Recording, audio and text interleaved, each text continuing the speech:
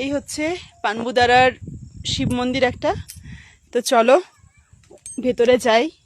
আমার মাথা ভিজে গেছে, এত কুয়াশা না, এত মেঘ পড়ছে, মাথার চুল টুল সব ভিজে গেছে একদম। চারিদিকে কুয়াশায় ভরা আর ভরা, এত কুয়াশা এত কুয়াশা সব দিকে। কি ভালো লাগছে। আর আমাদের ওদিকে এত গরম, ফ্যান চলে এসি চলে, কোনো কিছুতেই কোনো কিছু মানে না। আর এখানে ন্যাচারাল হাওয়া, ন্যাচারাল হাওয়া। ওই দেখো দেখো, বলছে বড় বড় এসি, কত সুন্দর।